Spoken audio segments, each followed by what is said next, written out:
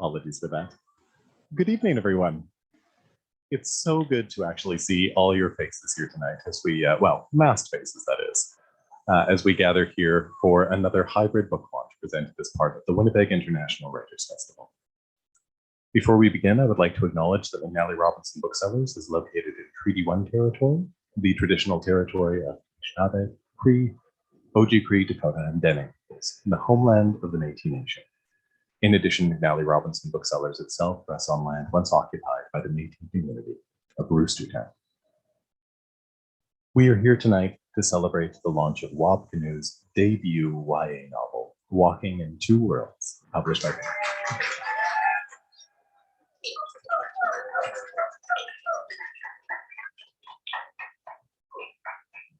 Published by Penguin Team. So many thanks to Penguin Random House for helping to put together this evening and for publishing the book in the first place. You won't have to put up with me for very long. I just want to go over a few very brief housekeeping notes before we get underway. So while we are in the space, we just ask that you all keep your masks on, please. When we move outside for a book signing immediately following the event, we'll ask you all to remain in place for one moment while we do move along to the table that's right there. And once we leave this space, which is the performance space, and enter the retail world, we'll just ask that you also socially distance while you were in line, as we occupy two very different spaces within these same walls. Otherwise, there'll also be time for a Q&A immediately following the conversation that will take place just to my left. When we are doing that, I'll be wandering around with a wireless microphone, and I'll just ask you to tell me your questions, which I'll then repeat into the wireless microphone, so we aren't all sharing a single mic.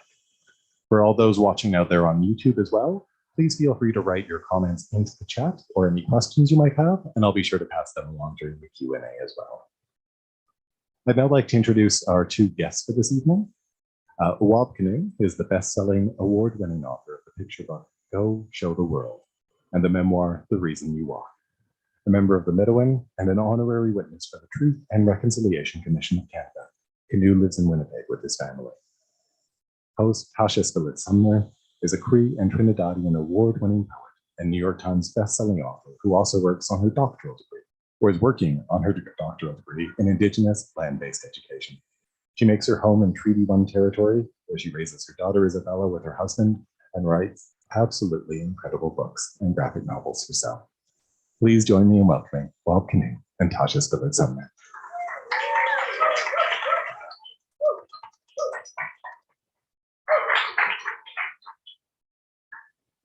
I want to say how lovely it was to hear your cheering section. It's very heartwarming. Thank you, everyone. Our cheering section. I'll share them too. Yeah. It's very lovely to be here with you all this evening. It's lovely to see you all, to see your faces. Hello to everyone at home.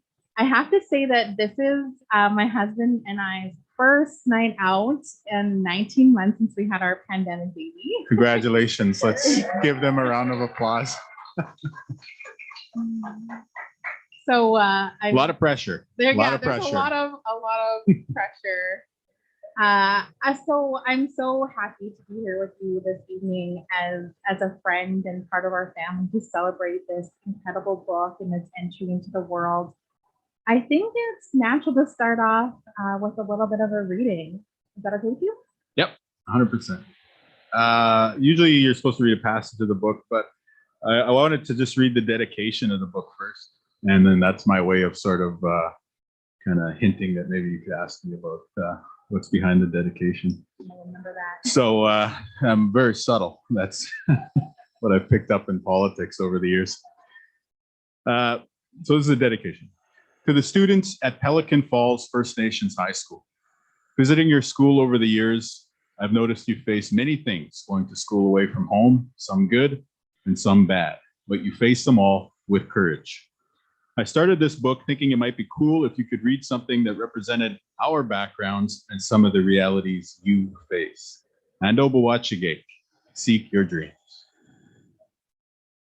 And then I figured I'd read just the start of the book, chapter 1. So this is Walking in Two Worlds, chapter 1. It was the best of Bugz. It was the worst of Bugz. She created life. She destroyed worlds. She appeared invincible. She knew only defeat. She was Indigenous. She didn't belong. She moved with absolute confidence. She couldn't shake the tiny voice inside. It's no big deal. It's the end of the world. In many ways, Bugz was just like everybody else until she went online into the Floriverse. There, Bugs's every move was watched by the entire world, who either loved her or hated her. Yeah. We can applaud that. So, Wab, I've been wondering, what about that dedication? Well, thanks for asking, Tasha. So, to me, like the story of writing the book, it goes to the school that I mentioned in the dedication, which is Pelican Falls First Nations High School, and it is a boarding school for First Nations students from fly-in communities across Northern Ontario. And they all go to school in this place called Pelican Falls, just outside of Sioux Lookout. And it's actually on the grounds of the former Pelican Falls residential school. So there used to be a residential school there in the past. It was torn down. They built a monument to that residential school on the grounds, but they built a new high school in its place. It has a girls' dorm and a boys' dorm there too. And so if you can imagine just walking down to the waters, very pristine, beautiful lake next door, surrounded by pine trees and the rocky shore of the Canadian Shield. And then you have this big high school there. And so all that history and context around these young people who are going to school there. And in many cases, it's their first time leaving their communities. It's their first time leaving their families. And from when I went there, this is going back before politics. So maybe like 7, 8, 9, 10 years ago, I visited Pelican a few times. And I noticed that a lot of the young people, the young women in particular, were reading a lot of YA fantasy. They're reading like Harry Potter and books like that. And I just thought that it was a really interesting way in to the reality that these young people are facing. Like there's, to me, you couldn't make up a more like potent illustration of the intergenerational context that those kids are being raised in than the actual physical place where they're going to high school.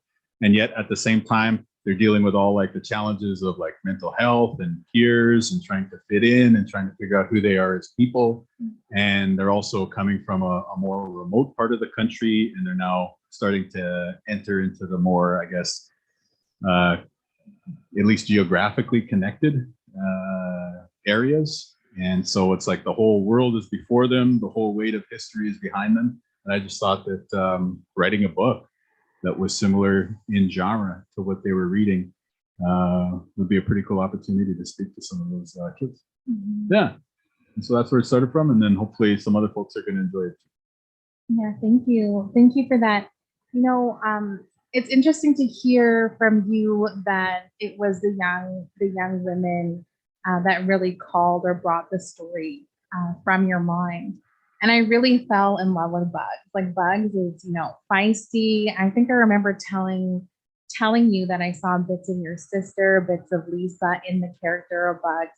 And I really appreciated who she was as a character. I was wondering, this is the author and me wondering, like from your positionality, what was it for you to write a female character? Like, was there anything that you called on to help you in writing the world through a female character's eyes? Yeah, I think obviously Lisa, who is my beautiful wife right here, and my sister Shawan were super important. Shawan actually was, I think, helped me just in some very common sense ideas when I was just sharing the broad strokes of the idea I was thinking about. She helped to really bring the two worlds thing into focus and like help me to understand what might be some relevant anxieties or insecurities to attribute to Bugz. And then beyond just bouncing ideas off of them and you, we should give you a shout out because you were one of the early readers of the book and give some great feedback in a lot of ways, not just on Bugz, but also on a lot of the cultural and social stuff in the book. And then beyond that, I just tried to think of Bugz as like a fully formed human being. And I would just often ask myself, well, how would I feel? Or what would someone else feel if they were in a situation like this, right? And so, yeah, I just tried to take her seriously as a real person and just render her as, I don't know, fully formed, I guess, as I could. Thank you. I think, as of course, as the mother of a daughter, your goddaughter, I always think like, when my daughter grows and she's able to reach for books and she's able to find little pieces of her own cultural identity on the page, like what are the things that I want her to be able to dig up on the page? And I know that this book is, really well steeped in a lot of Anishinaabe brilliance, intelligence, knowledges, and it also, invites us to imagine another world. I wonder, as a parent and an author, what was kind of the intention in placing those things in the book while also imagining a brand new world? Well, I want young people who read the book, whether they're Indigenous or not, to imagine a future with Indigenous people empowered in it, and a future with Indigenous people who are reaching their full potentials in a way that maybe hasn't always been possible in the past. And so, like in that way, obviously, like the genre of like Afrofuturism, it looms large. And I like the idea of Indigenous futurism. And I know there's a lot of great authors out there who are writing in that vein. And I think that that's a really, really amazing space. And I hope that we develop it as Indigenous authors and as authors from many, many other backgrounds as well. I think that rightfully so, there are a lot of pieces of Indigenous literature that explore history, culture, tradition. And I think part of the colonial project's goal of trying to erase Indigenous people and prevent us from existing in like the future that was imagined way back when, one of the legacies of that is that we haven't always been depicted in being, contemporary or being a big part of the future. But we all know, like, people who are part of the community, we all know that culture is always evolving. Indigenous peoples and communities are always evolving. And so, we will continue to be there. And just the same way that like native meme accounts are kind of defining, part of who we are right now as contemporary people, we'll continue to find ways to articulate that. So I guess, yeah, long story short, to me, Black Panther, the film, is like the gold standard. And, the idea of a Wakanda for Anishinaabe, I started thinking about that. And we're not in a position in this book to be building Wakanda in real life. So we did the next best thing, which was to build like an Anishinaabe Wakanda in the virtual world, in this online universe, in this video game. And so, yeah, just watching my sons over their shoulders play games like Minecraft, where there's like world building capabilities, or games like Fortnite, or games on Xbox Live, where there's a lot of online collaboration. I just put that together with the idea of what would somebody who is steeped and empowered from an Anishinaabe perspective, but also like a fully engaged participant in the gamer world, what would they imagine as their future? And I'm so glad you mentioned Wakanda, because when I was did the first reading, I remember thinking like, oh, this is an imagining of a liberated space for our children. And you're right, like a Wakanda-like space. And of course we want that for our children, our nieces and nephews and nibblings. We want all that for our children to, have a world that's deserving of them. But, we also know that there's a ton of hard work to do to get to where we want to be. And so I wonder if are there any cautionary tales of the world that you've imagined that we can take from in terms, I'm thinking mostly about like the clan list, for example. Like what are the cautionary parts to kind of guide us in our way forward? Yeah, so the clan list is sort of her enemy, basically. They are a group that is sort of like taking elements of what we see with the alt-right in like their online world right now with the Gamergate stuff that happened a few years back ago, which is a very kind of like, sexist, explosion of online hate directed towards women who are gamers. And it sort of embodied those things into just this one online clan. So like a crew of online gamers who are working together. And to me, you know, it was just a straightforward device in the story to kind of just get at the idea of how we can build the best technologies that we want in the world, but it's still only going to be as good as what we put into it as the users of this. And so right now, I think we're living through that in a very real way with the pandemic dragging on, right? Because we had Facebook and Instagram and, you know, WhatsApp and all these platforms were promised to be like the start of a utopian future where we're all going to be connected and get along and understand each other. And instead they divided people and, you know, they're spreading misinformation. And it's just a very real life example of how the technologies that we create are only as good as what we put into them.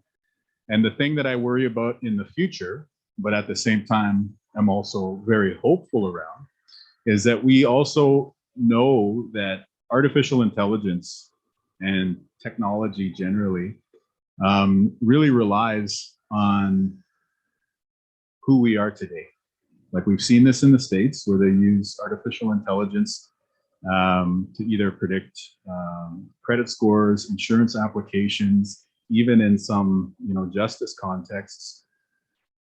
If you train it on data that has been created in a world where systemic racism is still prevalent, the new technology is trained to be racist, right?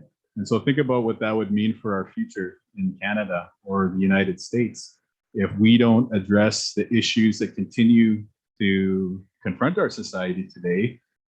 We're gonna like create this like dystopian future where the technologies kind of replicate those challenges. So what the book tries to do is to imagine the opposite. What if instead of training technology on some of the flawed systems that we see out there today, what if the technologies were created by somebody who is unquestionably 100% from an Anishinaabe perspective and unapologetically empowered, and even within that context is strong enough as an individual to push back against, you know, different forms of discrimination which may exist in our cultures as well too.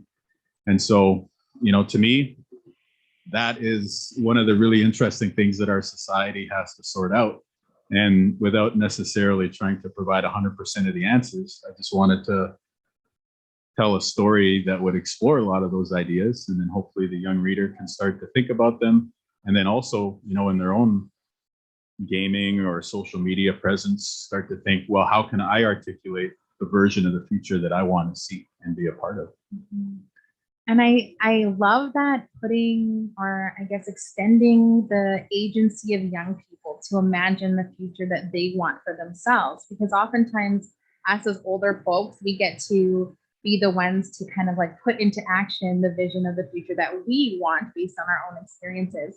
But I think, you know, we're seeing a lot coming from young people. Like I'm thinking of reservation dogs, for example, it comes into my mind right away, thinking about like, you know, these are young people talking about cultural knowledge, using a lot of humor that might not be accepted in cultural circles, using language that might not be accepted or familiar in cultural circles, but doing like you said, unapologetically, just saying like, this is where we're at, this is what we have, and this is what we want to bring forward into the world that we're moving into.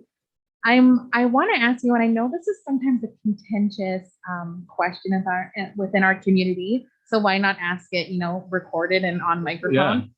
Yeah. But I'm curious to know your thoughts around, you know, how we can use technology in our communities as a way to reach youth and connect them with ceremony, even know when that might not be so accepted by older folks in our families or in our communities. I actually wrote my master's thesis on that. Read me your citations. Topic. Yeah, like so the thing that I did with my master's is that I trained an algorithm to translate between Ojibwe and English, so similar to what a Google Translate type app does. And then I took it to like language speakers and language learners and asked them, what do you think? Is this something that is useful to you or not? Is it culturally appropriate or not? And what I heard people by and large say was, even though the technology is not like, it's not 100% there yet because we don't have enough Anishinaabe resources to train the algorithm to translate super well, but it worked well enough for people to see the idea that maybe, hey, we could one day have instantaneous translation between Ojibwe and English, and that day is probably not far off. Anyways, what the people said by and large is our language is in such an urgent state, a state in need of urgent attention, that we need to use every tool at our disposal in order to try and preserve it and in order to try and encourage people to learn it. And so I think, like, if you broaden that out to your question around culture, I think there's a similar urgency, and the urgency probably doesn't just come from the need to preserve Anishinaabe and Dakota and Métis cultures and all the other Indigenous cultures, but it also probably comes from the need of young people in particular, but many other age groups who are suffering and could probably benefit from having Indigenous culture connected to them in some way that would be helpful and maybe alleviating the trauma. So I'm a big believer that I think we should share. I got in trouble back in the day for posting a photo from the Sundance. It wasn't of the actual ceremony, but it was on the Sundance grounds. And that was a reminder to me of, I guess, some of the prohibitions. And I think we know other people who have maybe gone further than I did and also experienced a lot of pushback. And so where I think I land is, I think it's a balance. I think you have to strike a balance. On the one hand, I think we should use technology to introduce people to culture. And I think if you look at some of the TikTok stars, like, that is definitely happening. Powwow is being introduced to a lot of people, including a lot of non-Indigenous people, through viral videos as one thing. But at the same time, like, I don't think if any of us are in a ceremony, we want somebody like sticking an iPhone in our face and recording us when we're trying to pray, or we're trying to be connected, or we're trying to feel something deep. So I do think it is a balancing act. And as with most balancing acts, the answer to it is going to be navigated by how our community responds collectively to the question you just asked. Mm-hmm. Thank you. And you talked about non-Indigenous folks, and, you know, I think that as Indigenous authors, we center ourselves, we center our families, but we also, you know, welcome all readers to the text that we produce. And so I wonder what so this will be read in classrooms. I'm sure many teachers will buy lots of sets of this for their classrooms. Hopefully. And I'm wondering, for non-Indigenous students and perhaps their teachers, what is the kind of like the good seeds that you want to be planted in their hearts and minds? I hope that they find it engaging and exciting, and I hope they like the action scenes and find them interesting, and I hope that they find maybe some depth and some thought-provoking parts of the book too. And, you know, I think for me, I just think it's pretty amazing to think of the Canada that will exist, you know, 20, 30 years from now, when you have a generation that just participated in the Orange Shirt Day of this past Thursday, who grew up reading, you know, your picture book when they were little kids, and sees artists like Leonard on their social media feeds. Leonard Sumner, follow him on Instagram. Because I think our generation, we've turned out pretty well. But you think about all that's come forward in the past, you know, decade, never mind 20, 30 years, and you think about what the next generation is going to think about social justice and Indigenous resurgence and just the country that they want to live in. And so when you ask about non-Indigenous folks picking up the book and engaging with it, like, to me, I think back to when I was first sworn in as an MLA, and I was sworn in with many of my other colleagues, but most relevant to this story is I was also sworn in with Nahanni Fontaine. And the reason why I say most relevant is because we both swore our oath of office on a pipe instead of on a Bible or a Quran. We were each holding a pipe when we swore our oath.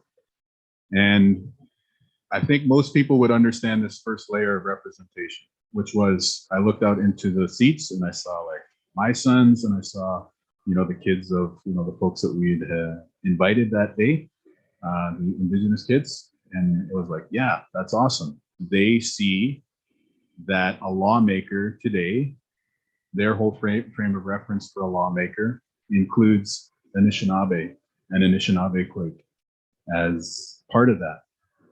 But the thing that I don't think we necessarily always understand with representation is when you look at the next row of kids behind them, there's a bunch of non-Indigenous kids. Their whole frame of reference of what a lawmaker is today is also an Anishinaabe person or an Anishinaabe Quake. And I think, to me, that's what I hope people get out of engaging with my book and your book and Dave's books, Cherie Demeline's books, Kate Burnett's books, and all the indigenous literature that's coming out right now, is that I hope that they understand that, just their idea of what constitutes literature, what constitutes art, it includes the Indigenous perspective. And if we do that, then we're taking a step closer to the country that we always should have been. Mm-hmm. Right, beautiful. Thank you for that. And so I wonder, what's next? Of course, you'll be our next premiere, but for the characters.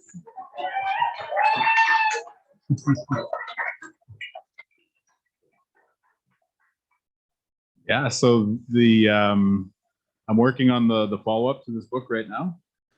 My main goal with this book is my first time writing fiction, and my main goal was to be taken somewhat seriously and not get laughed out of the room. So that's mainly happened so far, so that's been good. And I've been able to do some interviews and have the book reviewed, and it's received some positive reviews along the way, so that's been really encouraging. And so so I'm going to keep writing, and as a result, working on the follow-up to this book right now, and it'll most likely be out next year. And so this book, the arc is basically Bugz becomes the world's greatest gamer in this online world that I was talking about. She has to go up against this rival clanless, and they sort of duke it out for control of this online universe called the Floriverse. But the lesson that she's going through along the way is about trying to find who she is, how she defines herself, whether she's in the Anishinaabe world or the mainstream world, the real world or the virtual world, whether she's the really amazing, invincible persona she presents on social media versus the anxiety-ridden person that she hears inside her head on a day-to-day level. And that's sort of the arc of this book. Along the way, there's a pretty important character to her named Feng. So Feng makes a comeback in the second book. And then there's also her brother Wab, who is sort of like the perfect older brother, if you will. An older brother is something that I am. So that's why I had to put that character. Yeah, that's why I put that character in the book. And then the sequel, if this book is about coming to terms with yourself in the world, I think the follow-up is coming to terms with someone else, and what that means to build a relationship. Great. Well, thank you for those very generous responses. I feel like we should share with our audience and maybe take some questions from the audience. John, with the most lovely voice in Winnipeg, will roam, and also we have some Q&A from the folks at home. Cool. So if anyone has any questions, should we just raise hands? Okay.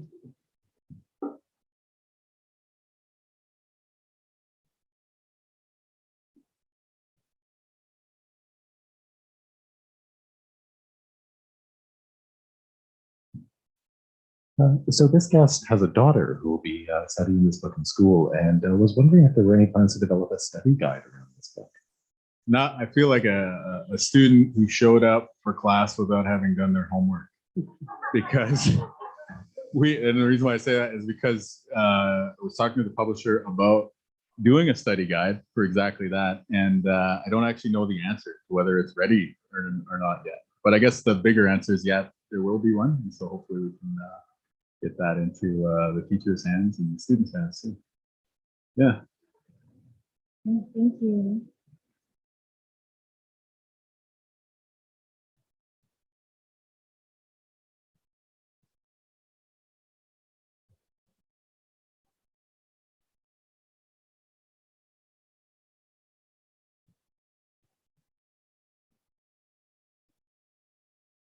You worked the reservation dogs reference into your questions. That's good.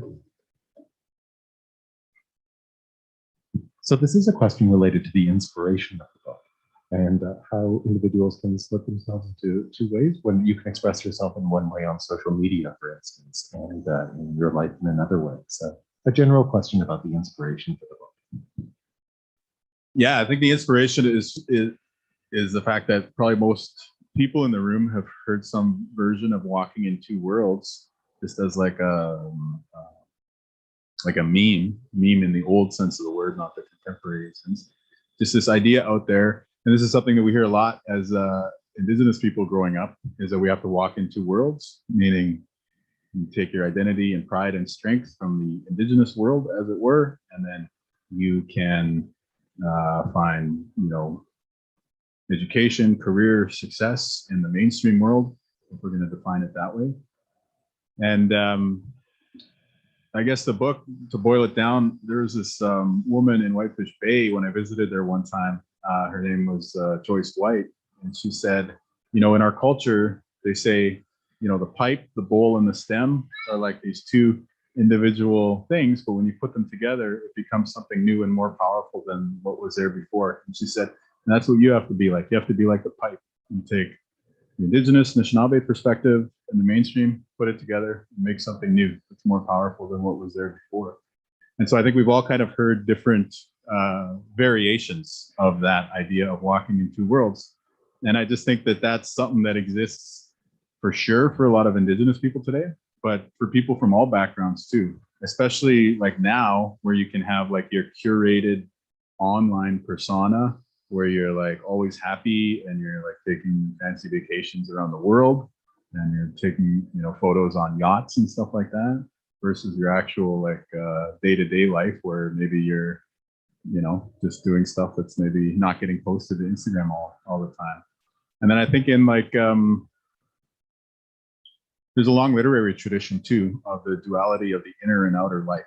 And I think that that's something that's really interesting too, which is that you have the way you present yourself, your personality in the outside world, the way you're perceived by others, and then there's the way that you think about yourself and like the inner voice in your head. So the inspiration for the book was just trying to, pick from all those different influences and just reflect on something, because I think a lot of the conversations that we do here are around identity, and for me, it was about just ensuring that people know that they can just be who they are no matter which world they walk in.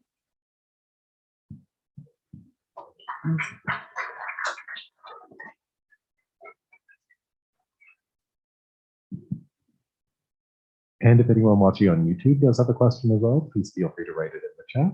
Otherwise, is there anyone in the States who has a question? Yes.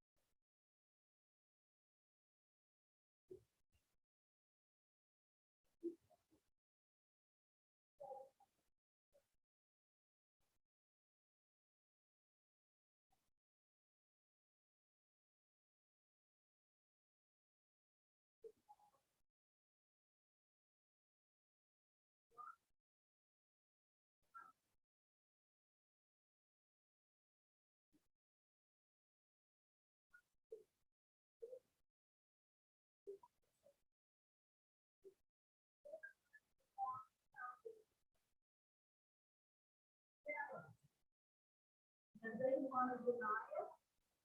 We all want to deny it. It's up to us to make changes. And I think that literature like this is to prove that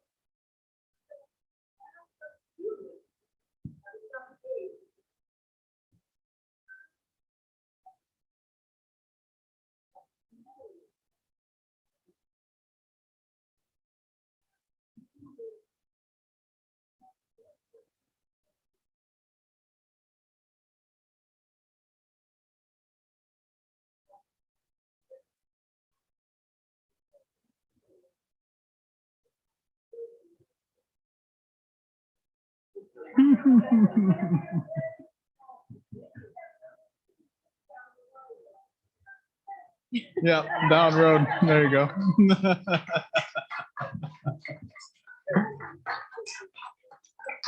And for the benefit of those at home, that was a comment on the fact of how important it is to get books like this into the school system and how excited this particular guest was to vote for Wab Kinew in the future as well. Yeah, well, I appreciate the sentiment for sure. And I think the only comment I'd offer in response is, one of the questions that I always try to ask is, especially in the context of this week, one of the questions I always try and ask is, what would my life be like if colonization had never happened? What would my life be like if my dad had never been taken to a residential school? What would my life be like today if the Indian Act had never been put in place? And you just carry those rhetorical questions out on and on and on. And then I try and answer, okay, how close can I make my life to that? What it would have been like had those disruptions never taken place. And I think, for sure it's impossible for us to step outside of the history that we've all inherited. But at the same time, I think it is possible. And I've been very lucky to have the opportunity to answer those questions and say, like, well, I'd probably be a good dad, a devoted husband. I'd probably work hard to practice the culture. I'd probably like going to powwows. I'd probably like to find rewarding work. I'd probably like to try and give back. And then again, I just try and chart my life to be maybe not exactly, but at least somewhat close to how it could have been had colonization never taken place. And so it's not something that we can always do, but I think it's maybe a useful exercise for us to ask from time to time. What do you think? About all that? All of that. I'm sure you have many thoughts. Whoa, we could pass it off. Well, and you could, and because I know you could complicate it too, right? Like you could push It's back in certain complicated. ways and maybe Like for expand me, it. Yeah. for me, like I think that like I am the daughter of a resistor. I'm the daughter of somebody who chose the path of pushing against colonialism and impacts of colonialism. And I saw what was sacrificed by always pushing back. And, like I see my daughter and she's so beautiful and she's so happy and she picks up the language like so easily. And, in the time that I have, I want to center that joy. And I think, we can spend all of our energy pushing back against something, or we can turn away. And when we turn away, we face one another. We face our own relatives and our own families. And we can really cultivate that joy and happiness. And I believe that it accomplishes the same thing. It accomplishes arriving at a world that we want to be in, that we are liberated within, that our children live freely within, but in a way that affirms our own wellness, our own beauty, our own happiness. And for me, like, I don't want to sacrifice an ounce of joy because we've lost so much. We've lived in trauma and despair for so long. And I'm not willing to give that up. I'm not willing to give up my daughter's joy for any of that. And she's only young once, right? Yeah. Those moments are only going to happen this one time, Mm-hmm. right? So to me, that what you're saying is I've thought about it in terms of like, are we trying to pursue decolonization, or are we trying to pursue like Anishinaabeization Mm-hmm. or Dakotaization, as the case may be, or whatever Indigenous culture that you identify with, right? So yeah, and for me, it's not always about defining yourself in opposition to history or to systemic forces, as much as it is trying to embrace and practice what's real and what's true. Yeah. Definitely.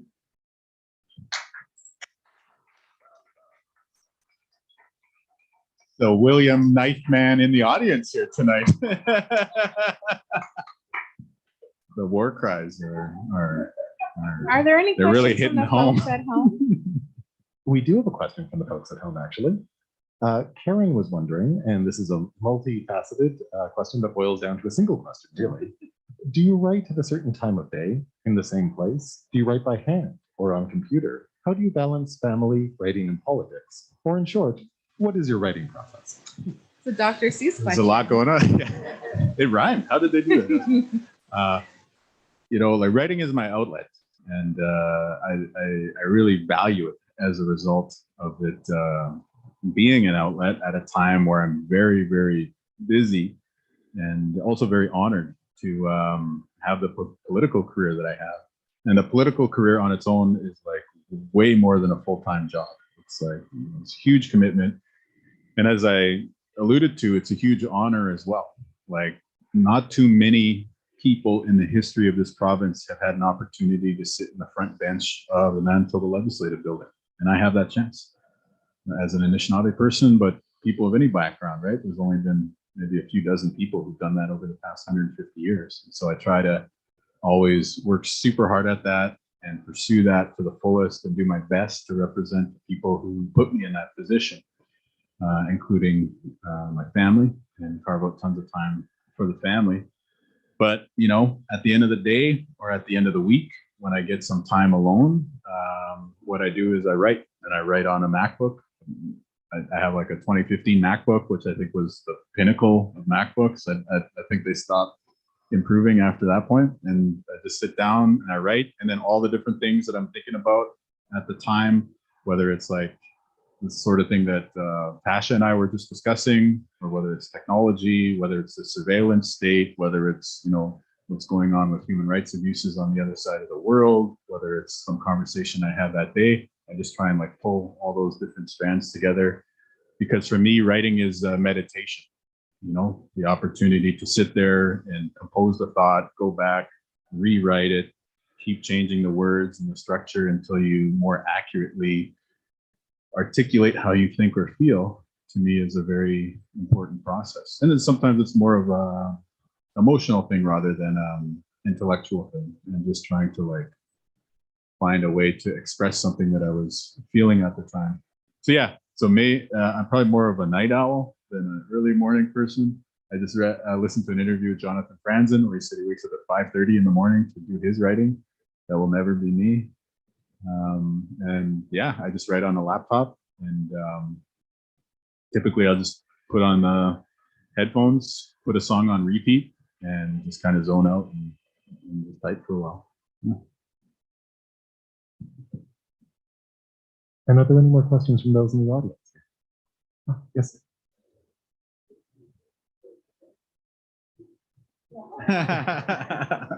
So when the movie inevitably comes out, who would you like to play the characters?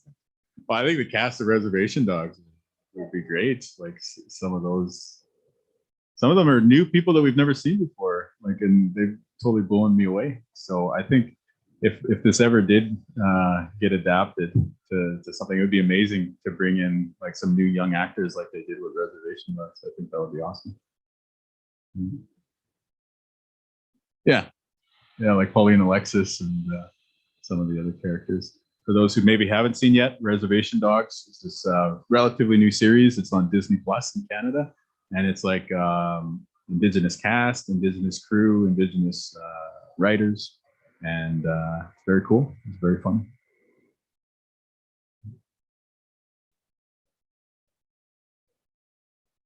No, I probably play the old dad.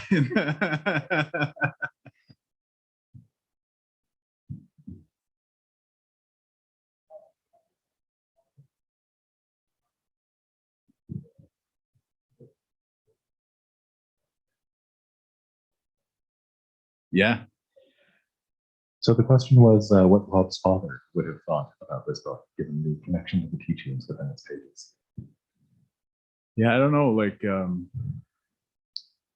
my mom's here, so I don't want to like put them on blast in terms of like how they, everyone has the experience of working with their parents in technology, right? And that's always a fun process.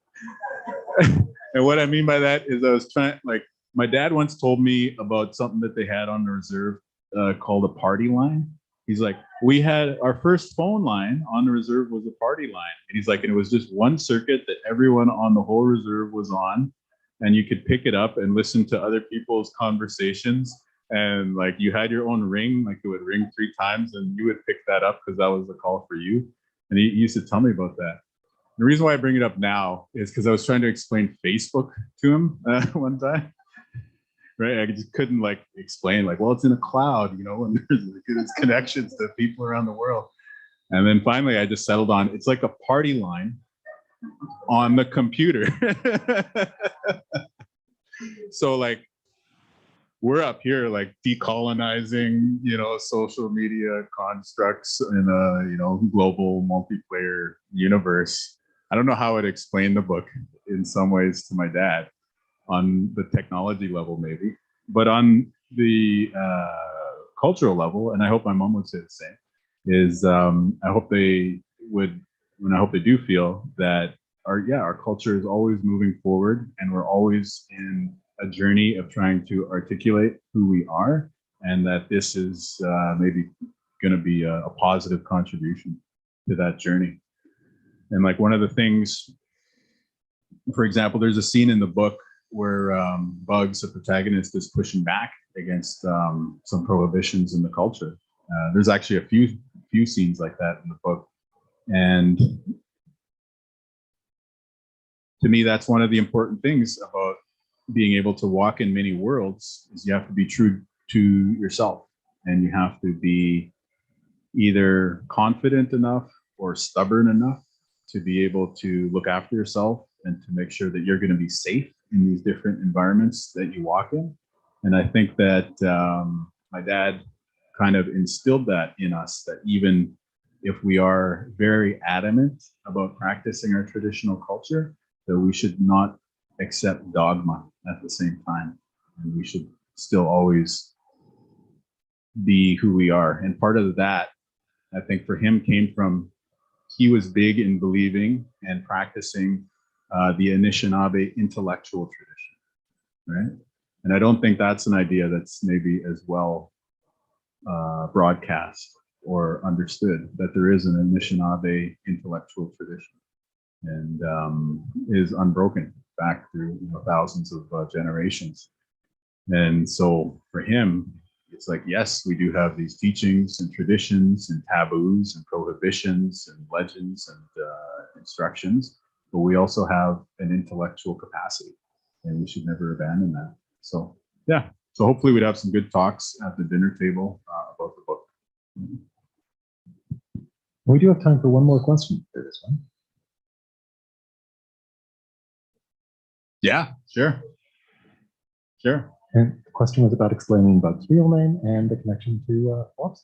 Well, the connection to my name is just like, if you come to Anigaming, which is a community that I'm from, everybody calls me Wabanakwit. That's my name. And then when I moved to Winnipeg, it became Wab. So the connection to the character is her real name is Buganegijigok. And obviously that gets shortened to Bugz, same way Wab gets shortened from Wabanakwit. She is named, and this is alluded to, though it's not super spelled out in the book, but she is named after like one of the more epic Anishinaabe chiefs in all of history. This leader from, you know, what we now call Minnesota, named Buganegijik, and his name translates to hole in the day or hole in the sky, which is a very poetic and like evocative name. But it's also super important to me because he was a leader at the time of, you know, the colonization of his part of what eventually became the United States of America. But he was an epic warrior, a poet, a negotiator, a peacemaker, an intellectual. And I thought, like, yeah, for sure we should have the young woman protagonist of this book be named after like one of the more inspiring heroes in Anishinaabe recent history. And then her name is just the feminine version of his name. And yeah, there's a really good book about him by an American Anishinaabe academic named Anton Schroyer, and the book is called The Assassination of Hole in the Day, I think. Yeah, so if you want to find more, you can check out The Assassination of Hole in the Day. But yeah, she's named after a great war chief from our nation. Thanks for that question. And thank you all for being such an amazing audience, so generous with your time and energy. It was a great first night out into the world. So let's give Wab just a beautiful. Yeah, thanks everyone for applause. coming. I really appreciate you taking the time to be here, and means a lot. And thank you to Tasha. And I think there's some housekeeping stuff. There was a time when she was answering that question in the Q&A where I was like, yeah, she's the real star up here today. So let's give it up for Tasha.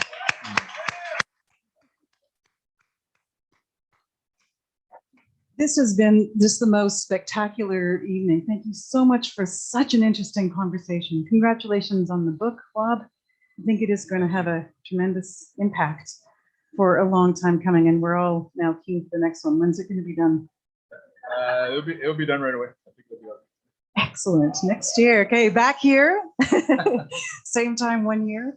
My name is Charlene Deal. I'm the director of the Winnipeg International Writers Festival, and Thin Air, which you see here in front of you, is the festival it's on right now. And we've had such an amazing gathering of writers. We're featuring about 60 writers, which you can find out more about on the festival website, which is thinairfestival.ca. And we were really thrilled to nab Wab with this new book. And thank you all for coming tonight. There are a few housekeeping sort of things we need to do. One of them is that we all have to stay put while Wab gets whisked out to the signing table. He might go on his own volition, it's hard to say. There's a signing table beside the purchase desk, so you can buy copies of the book and then line up to have Wab sign them. We are in an enclosed space here, so when you move out, you're in a more of a retail space, so please start to do some social distancing out there. And the request is to please purchase the book before you get it signed. Those are the, I think that might be, oh yeah, and you have to pay for it. That small thing, you can't just walk out with the book, okay? That's the way stores work. We have a couple more in-person events next week. On Wednesday, Gary Thomas Morse will be here with Matt Judry, launching Scofflaw, which is a very sassy, difficult, fascinating book of poetry about settler Indigenous relations, which are quite interesting, as we all know. And on Friday, Colin Smith will be here with Cam Scott with a book called Permanent Carnival Time, which is also a pretty potent exploration of, I guess, the culture that we live in now and capitalism and all that sort of stuff. So there's really great stuff next week, so I hope you can come back. Thank you all for coming tonight, and let's give one rousing round of applause for this wonderful store that welcomes us all here. McNally, yes. And obviously one more rousing round of applause for Wab and Tasha.